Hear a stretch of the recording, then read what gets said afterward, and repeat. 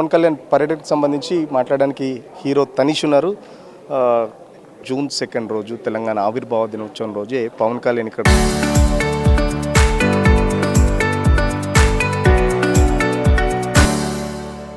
రావడాన్ని తెలంగాణ వాదులు వ్యతిరేకిస్తున్నారు. రెచ్చగొట్టడానికే వస్తున్నారు తెలంగాణలోకి అని చెప్పేసి. ఎందుకు పెట్టుకోకూడదు మీరు చెప్పాలి నాకు. ఎందుకంటే కళ్యాణ్ గారు రావట్లేదు. మీరు ఇక్కడ ఒక విషయం గుర్తుపెట్టుకోవాలి.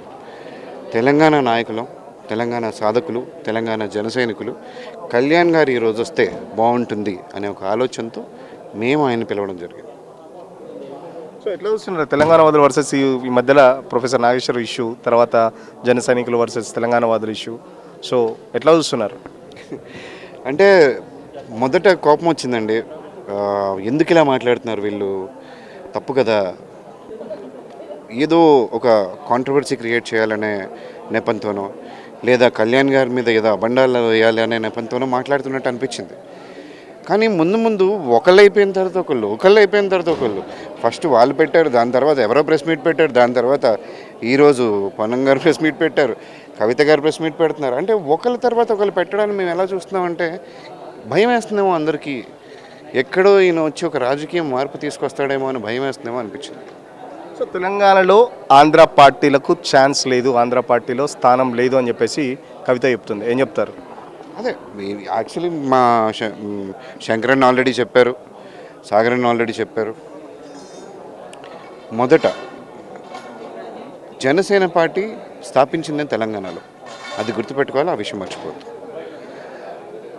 రెండోది, మీరు బీఆర్ఎస్గా ఎందుకు మార్చుకున్నారు?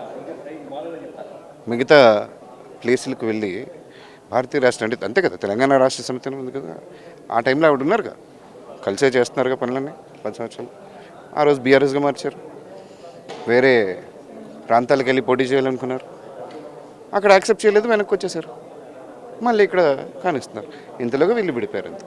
సో రాజ్యాంగబద్ధంగా ఎక్కడైనా పోటీ చేయొచ్చు. ఎవరు మీరు ఇండియన్ అయితే చాలు, ఒక భారతీయుడు అయితే రాజ్యాంగబద్ధంగా మీరు ఎక్కడైనా పోటీ చేయొచ్చు. ప్రజలు ఓట్లేస్తారా లేదా అది ప్రజల ఇష్టం, రైట్? మమ్మల్ని కూడా మీరు అలాగే వదిలేయండి, మమ్మల్ని పోటీ చేయనివ్వండి. ప్రజలు ఓట్లు వేయలేదనుకుంటాం, దానికి మీరెందుకు భయపడాలి? మీరు ఇంత స్ట్రాంగెస్ట్ పార్టీస్ అని అనుకున్నప్పుడు, మిమ్మల్ని కొట్టేవాళ్ళు లేరు అని అంత ధీమాగా ఉన్నప్పుడు, ఈరోజు మేమేదో 2000 మందితో ఇక్కడ సభ పెట్టుకుంటున్నాం. మీకు వచ్చినప్పుడు ఏంటి? పోనీ మేమేమైనా గన్పార్ దగ్గర పెట్టామా సభ? లేదు. ఒక హాల్లో ప్రశాంతంగా 2000 మంది కార్యకర్తలు, సాధకులు, వాళ్ళు తిరిగారు రోడ్ల మీద. వాళ్ళు మెంబర్షిప్లకి వెళ్ళి, ఇంటింటికి వెళ్ళి జనసేన సిద్ధాంతాల గురించి చెప్పారు. జనసేన మెంబర్షిప్ తీసుకోవడం వల్ల వాళ్ళ హెల్త్ ఇన్సూరెన్స్కి ఉన్న బెనిఫిట్స్ గురించి చెప్పారు, అన్నీ చెప్పారు. వాళ్ళు కష్టపడ్డారు, వాళ్ళ కష్టానికి ప్రతిఫలం ఇవ్వాలిగా. కళ్యాణ్ గారు వాళ్ళ గురించి మాట్లాడాలిగా. దాని గురించి వస్తున్నందుకు మీరు ఎందుకు కంగారు పడుతున్నారు? ఏదో మీ గురించి వచ్చి మాట్లాడుతున్నారు. మీరు ఏదన్నా బహిరంగ సభ పెట్టి అందరినీ పిలిచి, తెలంగాణ ప్రజల్ని పిలిచి మాట్లాడుతున్నప్పుడు ఆ రోజు భయపడండి.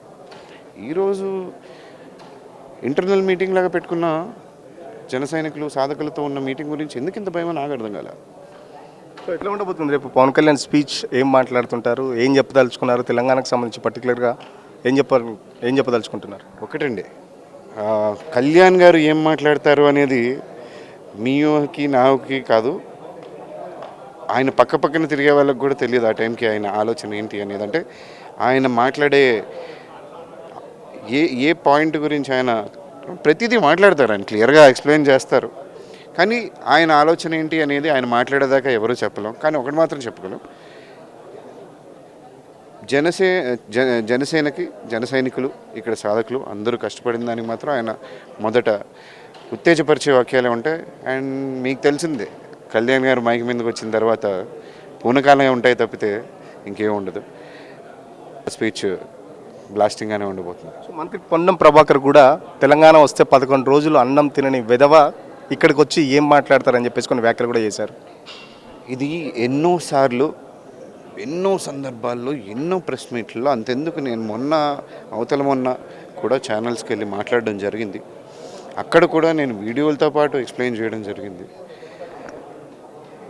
ఇప్పుడున్న సోషల్ మీడియా స్ట్రక్చర్లు, ఇప్పుడున్న ఇదిలో ఒక వీడియోని మనం క్లిప్పింగ్ కట్ చేసి నీ అవ్వ అనే దానికి ముందేదో కాంటెక్స్ట్ ఉంటుంది, అది కట్ చేసి అదొక్కటే చూపిస్తే అది బూతులానే కనిపిస్తుంది.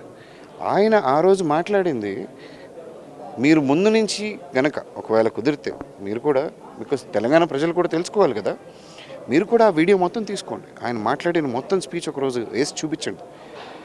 ఆయన ముందు మాట్లాడింది ఒకటే, మనం ముందు మాట్లాడుకునే ముందు తెలంగాణ సోదరుల గురించి మాట్లాడుకోవాలి, తెలంగాణ రాష్ట్ర ప్రజల గురించి మాట్లాడుకోవాలి, వాళ్ళ కష్టం గురించి మాట్లాడుకోవాలి అని మొదలుపెట్టిన సభ. దానిలో ఆయన మాట్లాడుతూ నాకు తెలంగాణ వచ్చిందని కాదు బాధ, నేను 11 రోజులు భోజనం చేయలేకపోయాను, అది తెలంగాణ వచ్చిందని కాదు, ఇద్దరు అన్నదమ్ముల్ని వీళ్ళు అప్పుడున్న కాంగ్రెస్ ప్రభుత్వం విడగొట్టిన విధానానికి నాకు బాధ అనిపించింది అన్నారు. సో క్లిప్పింగ్లు కట్ చేసి, అంటే ఇష్టం వచ్చినట్టు క్లిప్పింగ్లు కట్ చేసి దానికి సమాధానం చెప్పమంటే, దానికి సారీలు చెప్పమంటే ఎందుకు చెప్తారు సార్? ఆయన తప్పుగా ఏ రోజు మాట్లాడలేదు. మొదట 2009లో కూడా తెలంగాణ ఉద్యమానికి ఫస్ట్ సపోర్ట్ చేసింది ఆయనే అని నేను చెప్పడం దేనికి? మొన్న నాగేశ్వరరావు గారి ప్రెస్ మీట్లో విమలక్క ఉన్నారుగా, ఆవిడే అడిగారు ఏంటి పవన్ కళ్యాణ్ మీకు, అప్పుడు పవన్ కళ్యాణ్ గారు ఉన్నారు, ఆయన 2009లోనే ఆయన ఉస్మానియా యూనివర్సిటీ ఆర్ట్స్ కాలేజ్లో ఒక యువగర్జన జరిగినప్పుడు మొదట సపోర్ట్ చేసింది ఆయనే తెలంగాణ ఉద్యమానికి, ఈరోజు ఈ ప్రేమ తగ్గిందా అని మాట్లాడారు ఆవిడ. అంటే నిజంగా సపోర్ట్ చేసిన ఆయన ఇలా ఎందుకు మాట్లాడతాడు? కొంచెం ఆలోచించాలిగా.